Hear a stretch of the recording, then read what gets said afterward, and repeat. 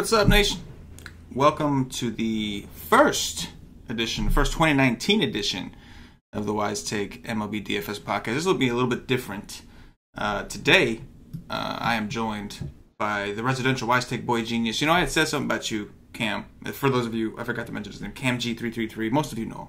Find him on Twitter at KamGDFS. You know, I said something. I think it was on Twitter, or maybe not. I don't know. I said something. Maybe it was on a podcast I did with somebody. But I had said that like you are like our Bart Simpson. And or really like any Simpsons character, like, no matter how many years go by, we're always gonna look at you like a kid. Like, you know what I'm saying? Right. Like you're always gonna be like 21 to us, like you know, like. But anyway, Cam, appreciate you joining us. We're gonna be doing a MLB refresher, like the basics MLB as we approach the season. So appreciate you hopping on with me, man. You're definitely one of the guys across the nation that we all respect the most. In baseball, man, and with basketball, you know, we let you do your school thing and all that, but you know, I'm back. Yeah, he's back. He is back. Yeah. No, I'm excited, man. It should be a good time. I mean, I've been waiting for this ever since even like football ended. Obviously, with NBA, I don't necessarily I'm not like an expert or anything on the website. I help out with shows every once in a while, but MLB is definitely like my bread and butter, best sport.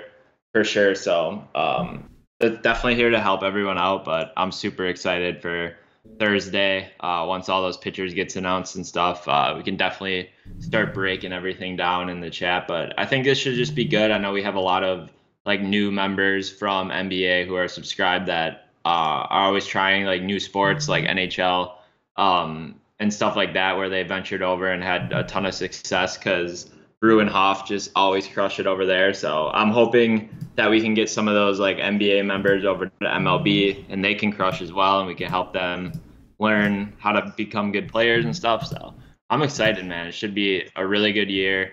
I think we have a great team addition of Stevie and Dan now as well. So this should be a good time. Yeah, man, I couldn't agree more. Baseball, as a company, baseball has always kind of been our best sport. Obviously, we opened business for baseball season.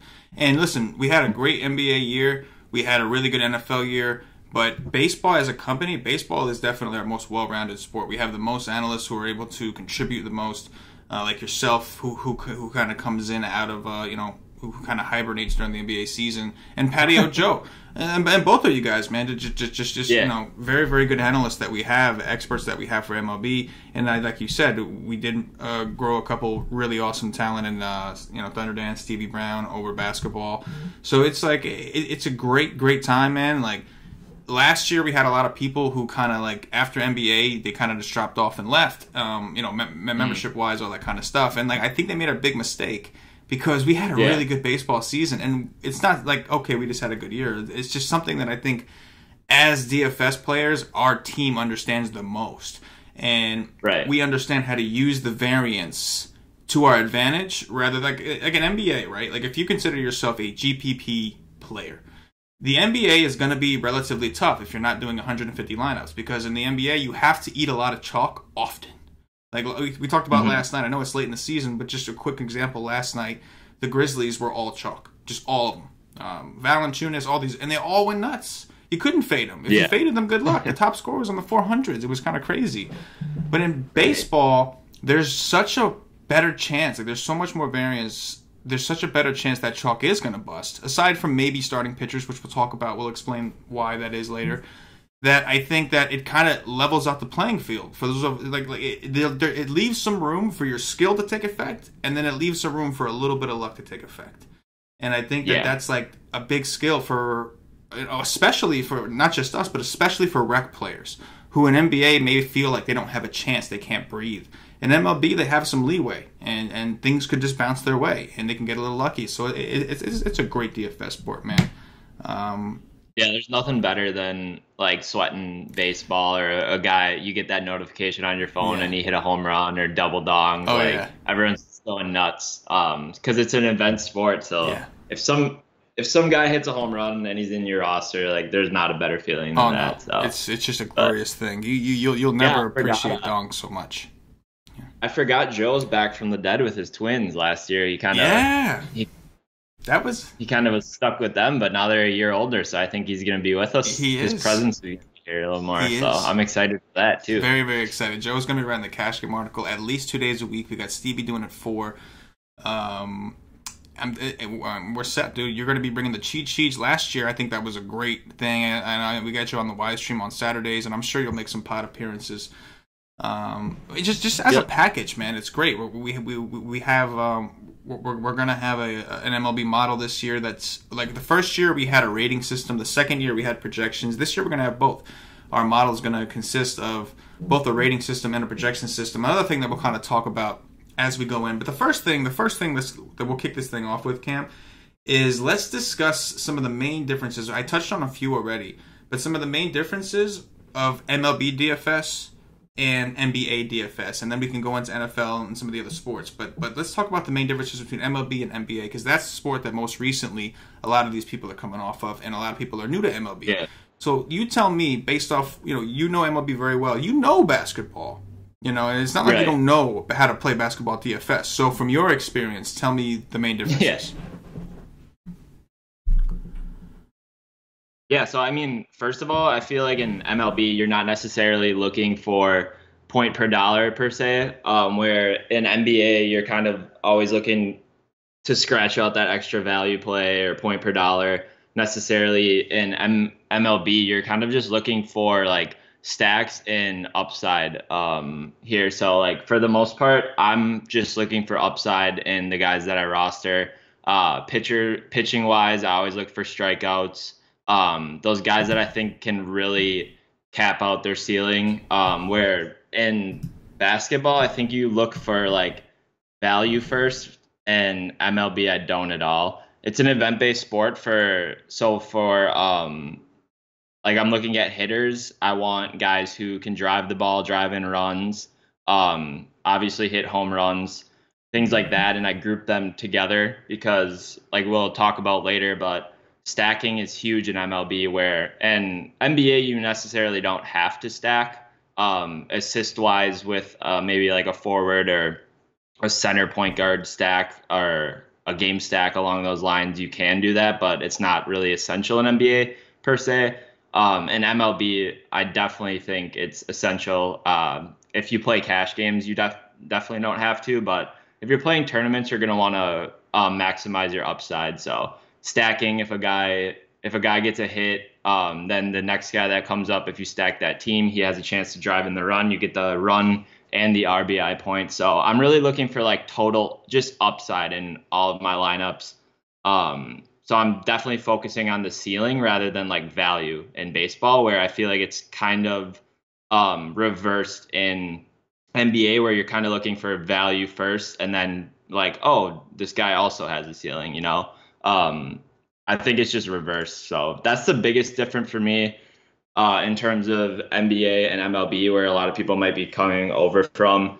And then, like I said before, stacking, roster construction, and then there's a lot of differences in points between the two sites where we could go from. But I'm interested to see what you're kind of thinking, the differences between NBA and MLB, because obviously you're more of like the NBA expert here, and you grind NBA almost done, but you've been at it for quite some time. So yeah, I agree with everything you said. There's a lot more variance in baseball. We had touched on that, and that just, in my opinion, gives players, it just kind of levels out the playing field a little bit.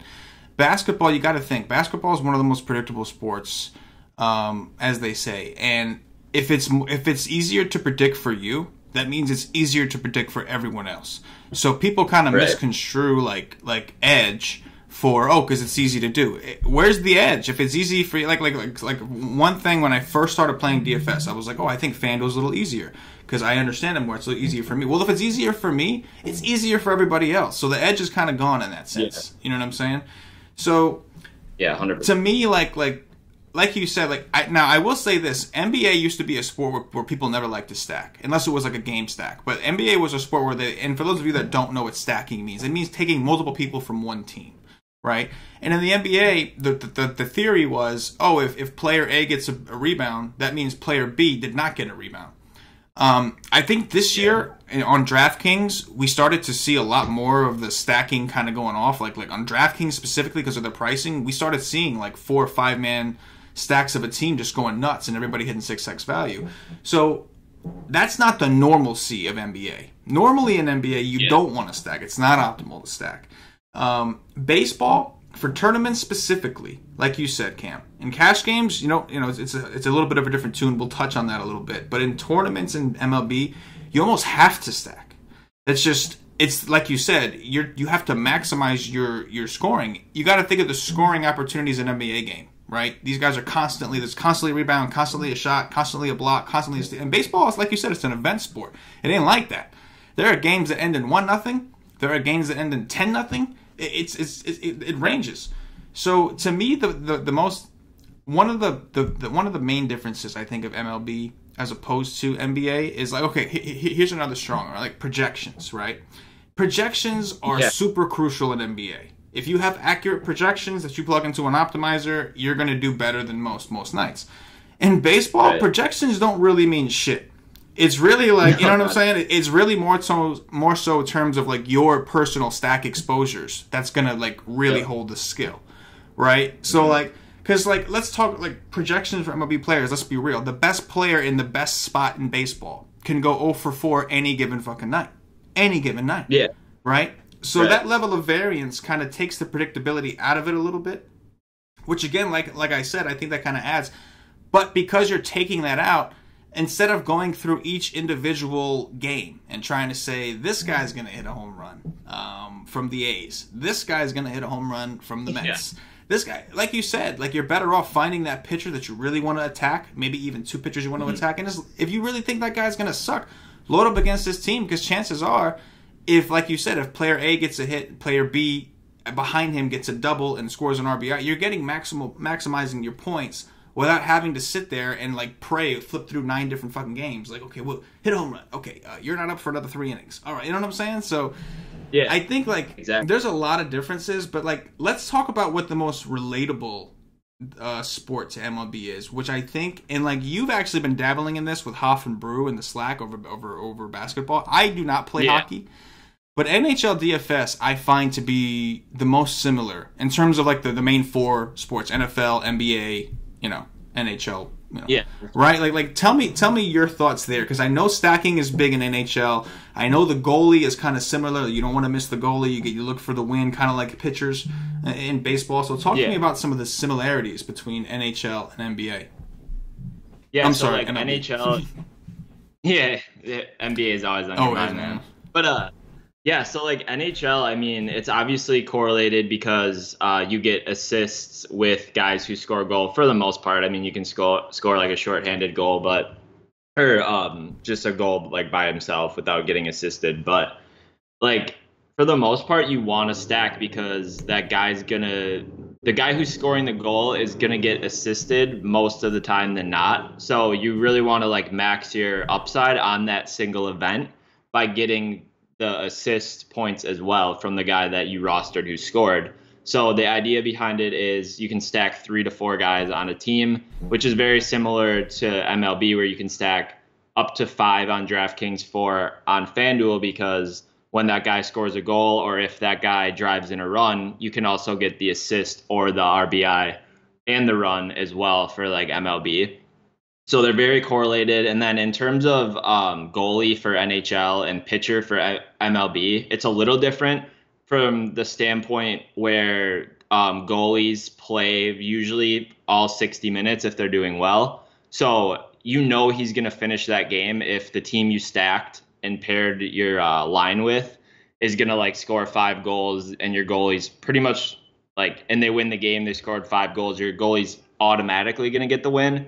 Where in MLB, like, they're less correlated because, say you're stacking the Brewers and you're pitching Jules Chassin, and like he's gonna pitch well, right? But like he's not necessarily guaranteed the win if the Brewers, even if the Brewers score. Like, do you know what I'm trying to get at? Like, because in MLB you can pitch like 6 innings, and if the game's tied, right, you're not going to get the win, even if the Brewers finish like the game with a W. Right. You know what I mean? Once he leaves the Where game, in hockey, guaranteed to win, right? So like, I necessarily don't always like look at the correlation between pitchers and bats. There is some obviously, but I think you can kind of fall into a trap there if you like always make a rule where you're like, oh, stack pitcher with like this stack. But to go along with some of the things that you were saying with the difference between like cash games and GPPs, where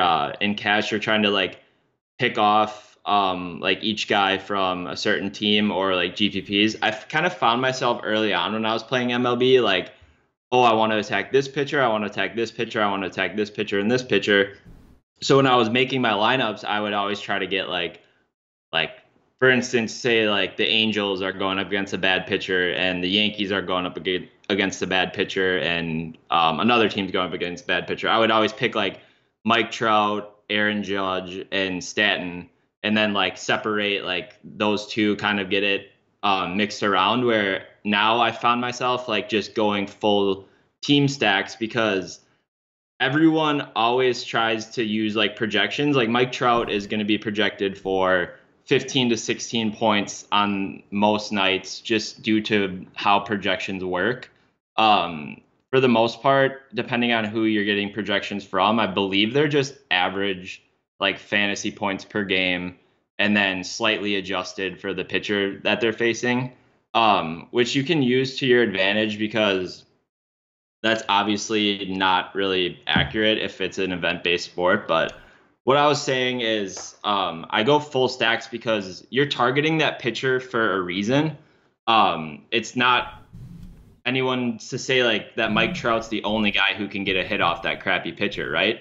There could be a scenario where that crappy pitcher gets Mike Trout to fly out 3 times to the warning track, but like Andrelton Simmons hits a home run, and like some other scrubs on their team hit a home run, where if you stacked the full Angel stack against that bad pitcher, you're still exceeding value from your whole stack, you know? So like I started looking at it more of like a team-based approach for hitters rather than individual hitters. And that really helped me out, because if you look at it from that perspective, rather than trying to like get the individual player right, wherein I think this kind of correlates over to NBA again, right? You're focusing more on an individual player where he's projected 30 minutes at 1.2 fantasy points per minute, so I can project him for 40, whatever points. Where in MLB, I think you look less at maybe the individual player. If you're playing tournaments, I think cash, you obviously look at more of an individualized player. But for GPPs, you can look at the overall team approach and kind of like go from there and be like, I want to take 5 guys from this team, not necessarily looking at point per dollar or trying to predict individuals' performances, rather than trying to pick like a team to perform well. And then since you went through your process and you want to pick on the pitcher going up against the Angels, or pick on the pitcher going up against the Yankees, instead of playing Trout with Stanton and Judge, you can just make 2 lineups and play an Angel stack and a Yankee stack. And that way you're getting exposure to your 2 favorite spots and players, but also correlating them in a manner where if that one team goes off and the other team didn't, you're not necessarily hindering that lineup, and you're still maximizing the upside of the team that you wanted to attack. So that kind of helped me for the most part when I was starting off.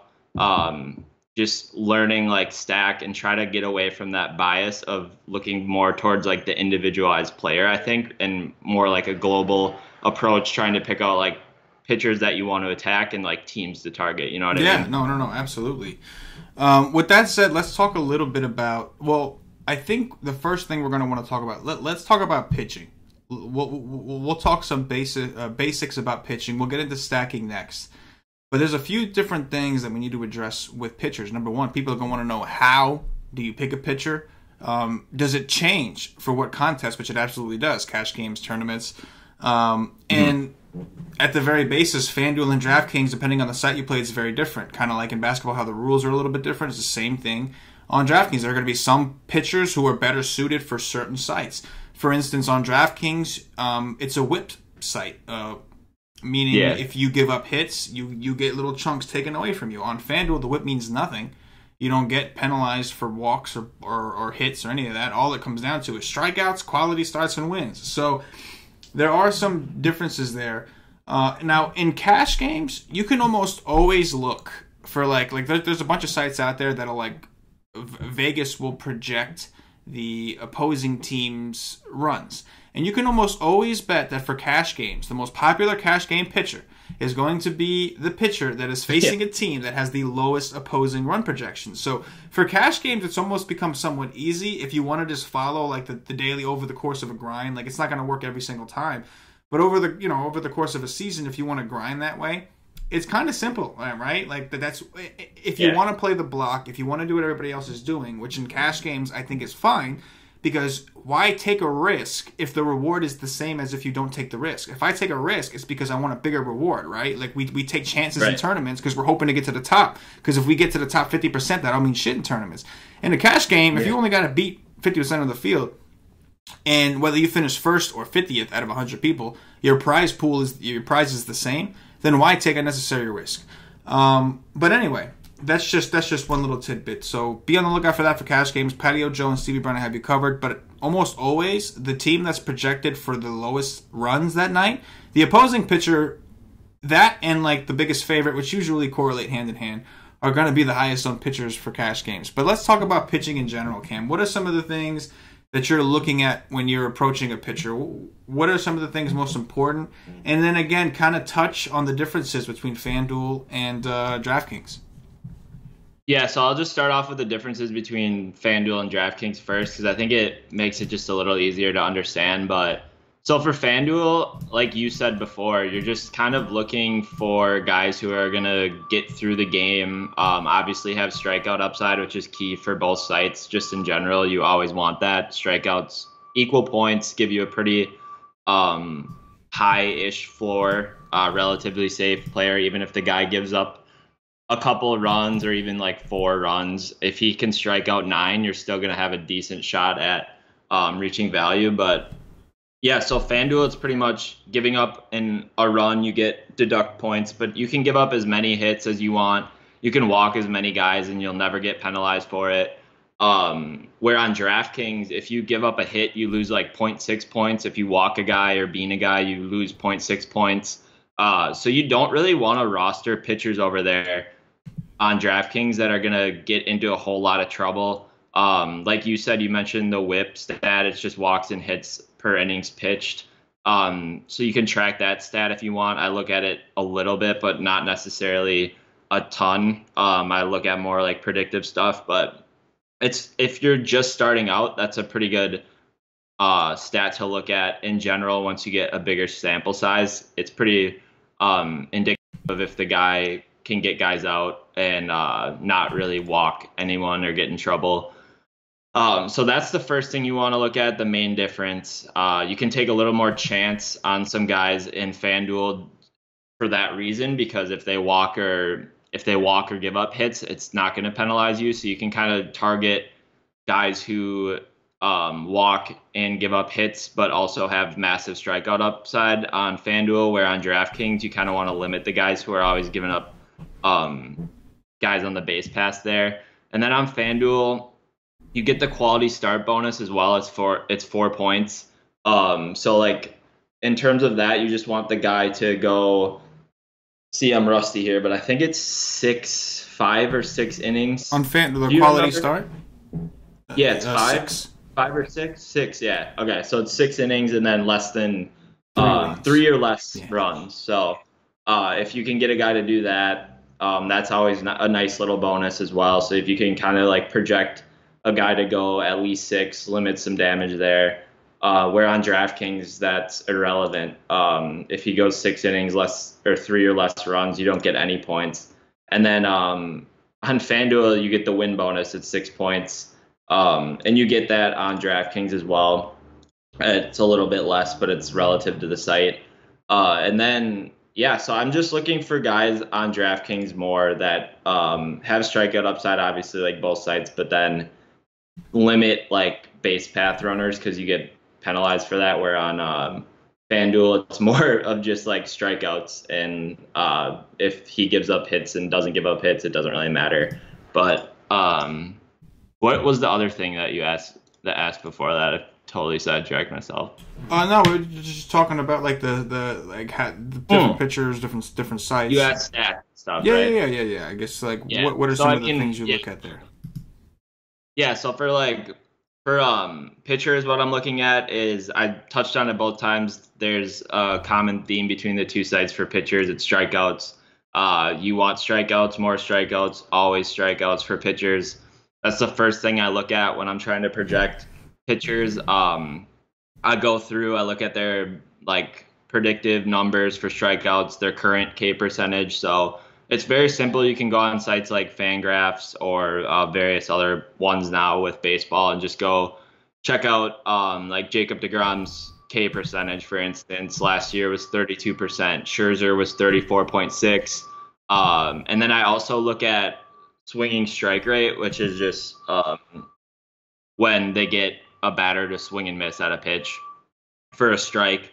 So like you're looking at some of the elite numbers here. Scherzer 16%, DeGrom 15%, and you can use that number as like a predictive measure to kind of measure strikeout performances forward. So this is kind of getting a little bit more in depth. If you're just starting off, this might be a little like over your head, but you can use swinging strike rate to kind of predict strikeouts, right? So if a guy only has a 20% K percentage, but is getting like 15% on a swinging strike rate, you could probably predict him to get more strikeouts over a bigger sample size. So we can use some of these like secondary predictive analytics stats to kind of boost our K projections for some of these guys. Another big thing, which I started doing last year, was creating like individualized team strikeout projections for like hitters. And that was a big help to pitchers last year. I think a lot of people just use the generic sortable thing on Fangraphs, where you can just go and look at a team's K percentage versus lefties. But obviously in MLB, the lineups aren't the same. And I think that also accounts for like the whole team in general, where if you can break it down to just the 9 guys that are hitting in that lineup that day, it actually increases and decreases like strikeouts quite a bit. So that's a big thing: swinging strike rate, K percentage, and like just projecting the opposing hitters they're going against. And another big thing for pitchers are splits. We don't have to talk about it in depth, but pretty much if you're new to MLB, splits are a big thing. It just means difference between like right-handed hitters and left-handed hitters for a pitcher, or vice versa for a hitter. So against a right-handed pitcher or against a lefty.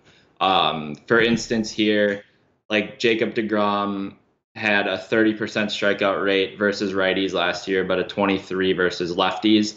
So this is another big thing that can be overlooked. If a team would roll out, for instance, 8 lefties against deGrom, you could definitely lower his K projection, where it's at a 32% if you're just looking at the normal numbers. So you got to look at those splits as well. But yeah, just for strikeouts, I really like that for pitchers. And then for DraftKings, it's obviously more a whip. And then we can get into more stuff once the season starts. But I think that's a really good starting point for a lot of people, is just looking for strikeouts for pitchers. And then on DraftKings, just checking out like the whip and trying to like limit as many base guys on the base pass. Yeah. Strikeouts are king. Yeah, right? strikeouts are king. That if there's one thing you could walk away from this show, if you're new to MLB DFS, in terms of pitching, it is strikeouts or king. You want guys that have the highest strikeout rates. You want guys that are playing teams that have the highest strikeout rates in their lineup. That's the one thing about baseball, and I think that's why like getting content from a content provider is a little bit more important. Because it's not just like, there are a lot of things to look at, and that is something that we love to do. We enjoy doing is research. Yeah. Like, I mean, how many times, how many Skype calls? Me, you, Paulie, Joey in the first run, which I'm sure we'll have in the second run. But how many times, like in a week, are we on there just discussing stats and like debating like some of the dumbest things that some people would consider dumb, but to us, it's like everything. Like, no, you don't understand. You are wrong. Like, you know what I mean? Like. Right. But exactly. There's a lot of stats to look at, and some people get intimidated by that. So But at the same time, I want people to understand that this is a very, like, there's still a very big edge in baseball. Like, probably bigger than a lot of the other sports because the field is sharpening up in these other sports. No matter how sharp you get, there's still a ton of variance in baseball. Like, there's still teams, like, which will kind of lead us to stacking next, but, like, you know, there are still people out there who aren't stacking. Like, regardless, and no matter how much research has been shown in the past to prove that over the long haul, the stacking is winning tournaments more so than not by a very wide margin. There are still people out there who do not stack. And this is just one example of how there is still an edge there. I think it's a different kind of demographic a lot of the time that plays MLB. Like, you know, like it seems sometimes some people will think, oh, well, I think that NBA is just that much more popular. NBA is a very popular sport. Sure, it's fun to watch. People understand it. It's a little easier to predict. But you still see these massive contests filling up in baseball too. So evidently people are playing it, but I do think it's a different type of demographic. So I think in general, like my whole thing, my whole pitch to the people listening is like it's something you're going to want to learn. Even in hockey, like tell me there's not a fucking edge in hockey right now. There's so many people that have no clue how to do it. Yeah. And like a lot of people that are playing hockey just because they're hockey fans. And Brew and Hoff, like you got guys who know DFS and know hockey. A matter of fact, I'm pretty sure, I think it was Brew, was never really a hockey guy, but he understood DFS, saw an edge, and just learned how to play it. And now the dude is just like, they both just rake in NHL. So, that's really like, the whole purpose of us even doing this show is to let the nation know. Like if you listen to our shows for basketball or if you're already a member with us, like there really is an edge in baseball, and I implore you to give it a shot. And we are going to do the very best we can, as we always do, to make you a better player. We are touching on the basics on this show, but we're going to have some workshops where we kind of dive in deep and kind of hold people's hands and show them the ropes. The next thing let's get into different types of stacking. So we talked about stacking. Stacking meaning taking multiple players from a team in hopes that they all correlate and maximize your upside. They kind of work together to raise your score. There's different types of stacks. Like you said, on FanDuel, the most you can stack from one team is 4 players. On DraftKings, you can do 5. But that still leaves you, like on FanDuel, the most you could possibly do is like a 4-4, right? 4 from one team, 4 from another. On DraftKings, the most you can do if you're doing a 5-man stack is a 5-3, because that's all you have. So talk to me about the different stack approaches you like to take, and just explain to the people listening like what the differences are. Like, what do we mean when we say 5-5? What do you mean when we say 5-3? Or 5-3-1. Yeah. Like this, just go over that kind of stuff. Yeah, that's definitely big, because I mean, I feel like a lot of people just in the industry in general could just like throw the term like I'm gonna run a 5-3 of this team and this team, and like if you're brand new to MLB, you might not know what that is. So a 5-3 for DraftKings, which you can only run, or a 4-4 would mean you're stacking 4 guys or 5 guys from the same team along with. So, like, for instance, a 5-3 would be 5 guys from Tampa Bay, and then a 3 would be you're running a 3-man stack from Texas. So you'll have 5 guys from the same team along with 3 guys from the same team. There's a ton of, like, debate around which is the best stack. You can run a 5-3, you can run a 4-4, you can run a 4-3-1. So, like, a 4-4 would be obviously 4 guys from the same team and another 4 guys from the same team, or a 4-3, 4 guys from the same team, 3 guys from the same team, and then a 4-3-1 would be having a one-off hitter. So a lot of people, you can use like a 4-3-1 with like a Mike Trout as your one-off or something like that if you don't feel like stacking the Angels as a whole. There's like a ton of debate. I'm not sure there's a right answer on what one is correct. I know a lot of like pros do 5-3, like Osimo will run a 5-3 a lot. I think in terms of math, that probably makes the most sense because you're maximizing your upside if that team goes for 10 plus runs. But there's also something to be said with like a 4-4 or 4-3. If the slate is super low scoring, you can get more pieces, which could end up winning you the tournament.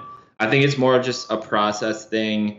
Also, I think there's something that gets slightly overlooked is analyzing each individual slate and kind of like dictating where you want to go with your stack. So like you could always just run a 5-3, and I think that would be fine. But I think there's something to be said with having like the capacity to be able to like analyze the slate and be like, okay, I don't think it's a good day to run a five man stack and then pair it with a three. Like maybe today I want to run a 4-man stack, a 3-man stack, and then have a one-off, but there's just a ton of ways to go in MLB with roster construction. And like you said, not everyone's stacking in tournaments, which already pretty much eliminates maybe the 10% of the field that isn't stacking. So that's always a positive as well. But I just think in tournaments, you definitely need to be stacking, whether it's 4-4, 5-3, or 4-3-1 with the one-off. It's pretty much necessary, like we were talking about. It just maxes your upside.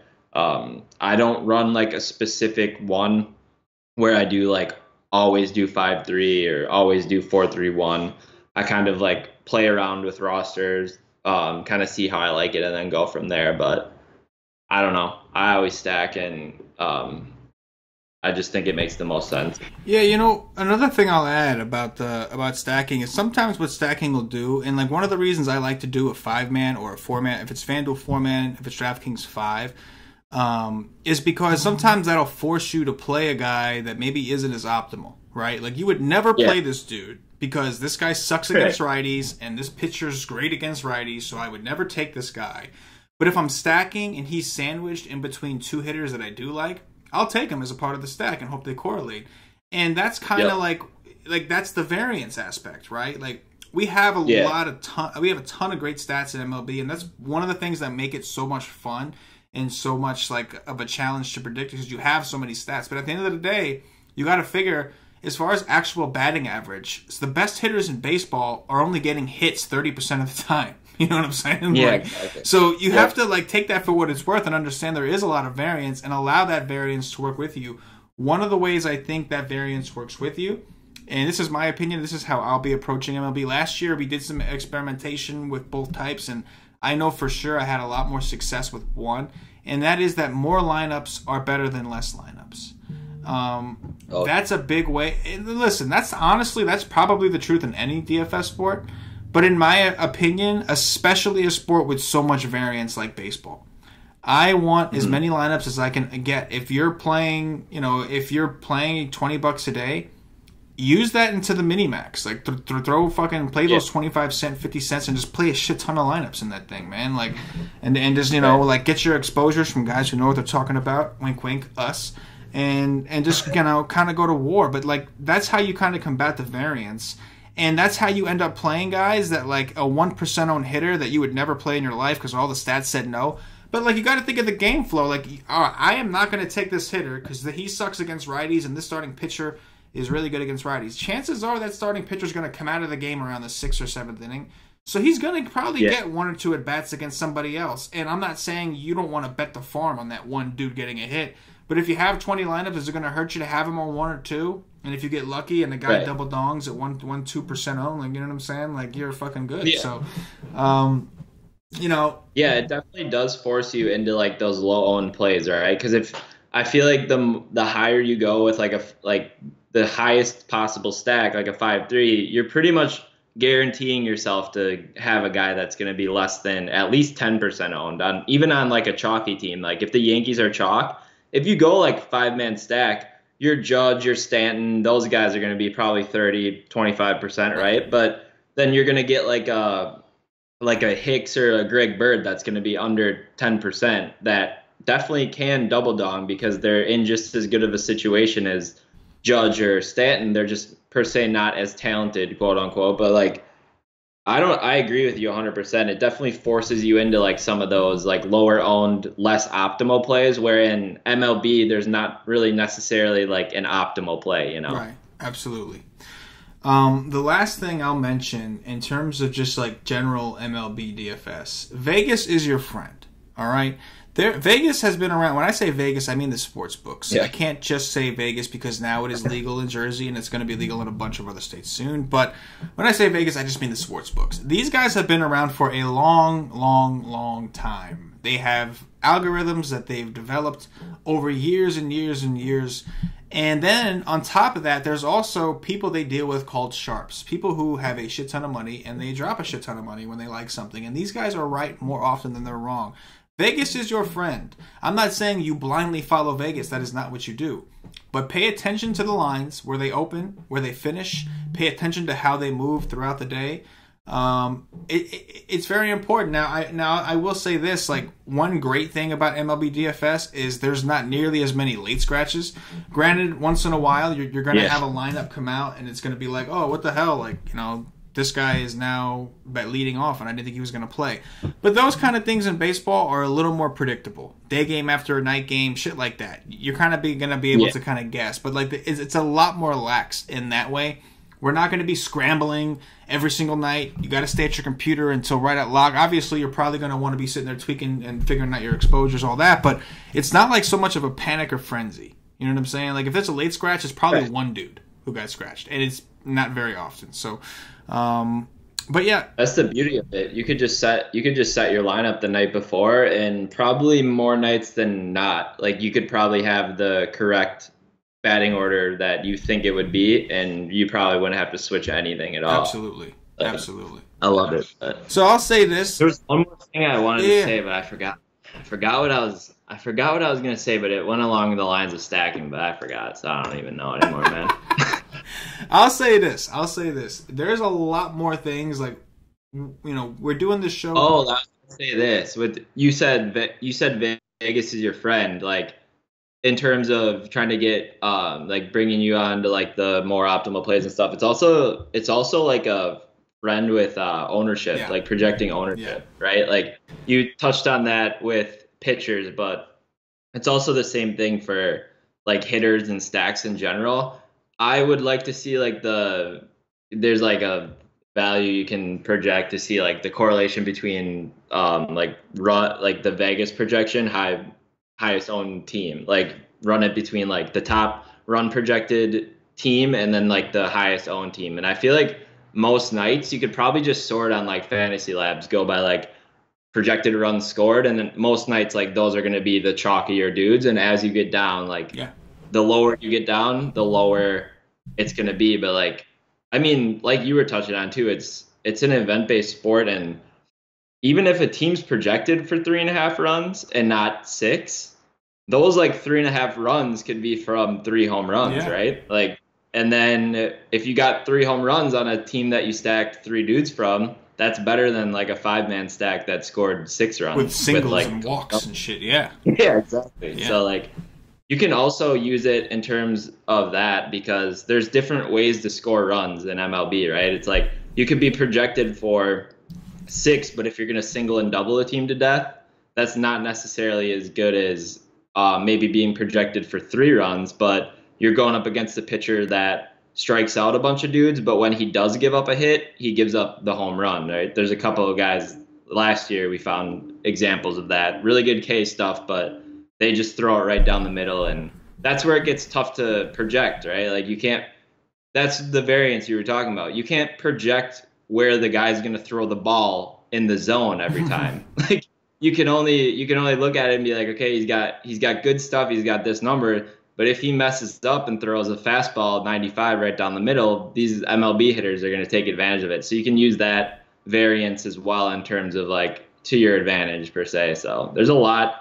It's a lot, like MLB is more of like a mind game theory in my opinion, which is why I like it. And the more lineups, like you said, the better. You can just get exposures to a lot of other teams.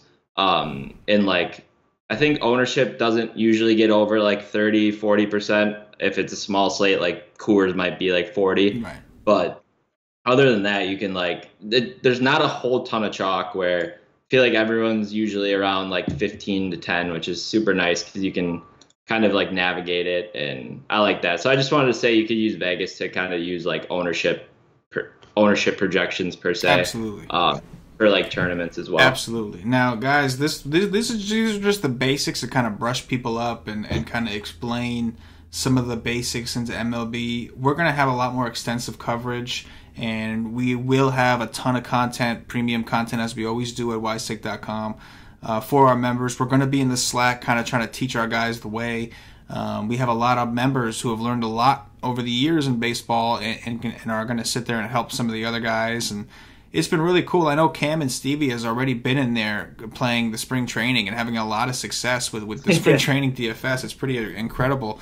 But baseball is, not only is it a fun DFS sport, but in my opinion, it's truly, as far as the big three, NFL, NBA, and of course MLB. MLB, in my opinion, still has the biggest edge, especially when you compare it to NBA. The edge in NBA it's there, but it's not nearly as big as it used to be. The field is getting sharper, and the people understand how it works. In MLB, as long as Mike Trout can face the worst pitcher in the league and still has a chance of going 0 for 4, you still have that variance edge in tournaments where you can just kind of fade.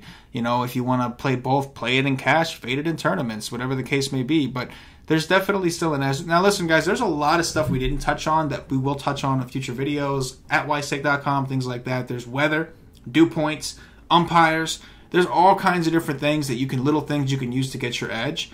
And all that kind of stuff, like I said, we will all cover once the season starts. Yeah, we touch on all that before the slate or like the Wise stream. Right. I know Paulie and Joe have their like umpire got plugs. The ump down. So, Yeah. Yeah, I know Joe's got the ump plug, so that's pretty sick. He's got sick. the hookup for show. Yeah, but that's listen, guys, it's going to be a lot of fun. If you were with us for basketball, get ready to continue making money. Get ready to have some fucking fun for baseball. We are a very, very fun group when it comes to baseball. I mean, we're fun all the way around. You know the deal. But baseball is definitely, as a company, it is our best sport.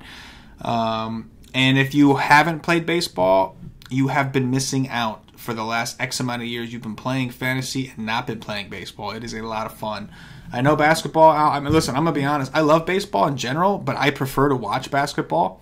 Baseball couldn't be like watching paint dry sometimes. But if you're interested in money, if money is what matters most to you, then baseball is a sport you're going to want to have some interest in.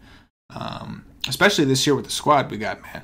It's not like paint dry when your guy hits no, the dong. It is not. No, or when you're dude, it is not like paint dry when you're watching the pitcher that you rostered, man. It's like the dude throws a ball and you're cussing all over the place, and like that's where I get tilted. Like first inning walk, like it's not like paint dry. So if you want to even just spice up the game of MLB, you'll be more addicted. Right? I can't. I love baseball. Like playing baseball, always loved it.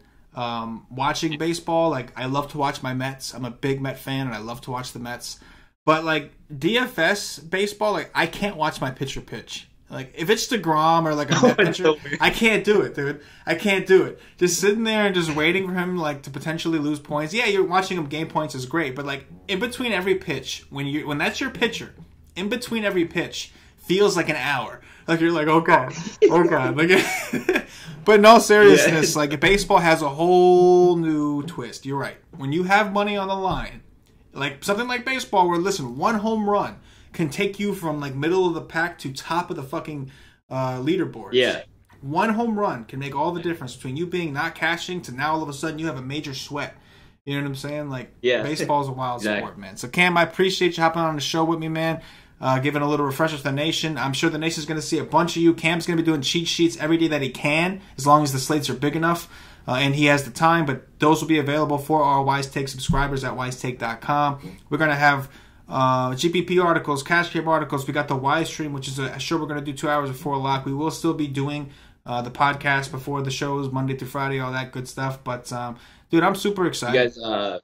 You guys still doing those like teaching sessions too sometimes throughout the day? The strategy sessions, like there'll be some I'm sure that we do where it's just like we just feel like everybody needs to know this, and then we'll do some workshop kind of things where we're like, you know, like okay, well for the people who are really dedicated, we're going to show you a little something extra, all that kind of stuff. Where you know, but we are going to be doing some strategy based content. Just the timing of things hasn't been sorted out yet, but yeah, of course, you know us, Cam. Like, you know what we do. It's not just about I'm going to give you. We don't sell lineups, none of that shit, because that's not, you know, to us. We want to make you better as a player. We want you give you the tools to be able to create your own lineups, win, and feel gratified for putting in the work and feeling like okay, man, like I had the help of my boys at the Wise Take Nation, not even just us, but just the community in general. But also, like, at the end of the day, you're the one that built that team.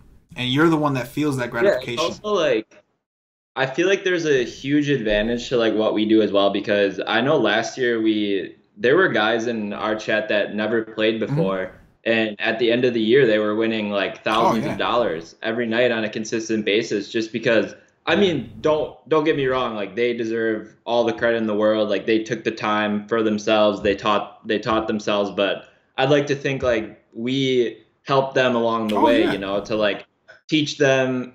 There's so many stats and things to like go through in MLB, and so many approaches where it's like learning a whole new language. And if you can figure it out, where there's a lot of people that don't know how to read that language, you can be very successful. And I feel like we put people in a really good situation to kind of understand all these different variables of the sport, like what everything means. And I think that's like the main thing for MLB is the average person playing isn't going to know any of these things, where even if you just get the understanding of what everything means, you'll instantly be 4 times better of a player than you were before. And I think we do a really good job of like just teaching how to analyze players, stats, things like that, and then implement that into your lineup rather than just like posting a lineup and other people buy it. You know? Yeah, man. Like, there's no fucking fun in more that. value. That just kills the industry. Yeah, that shit is right. fucking stupid.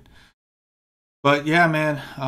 Like Cam said, man, we care. You can ask our members now. We care. We care how our players or how our members are developing. You know.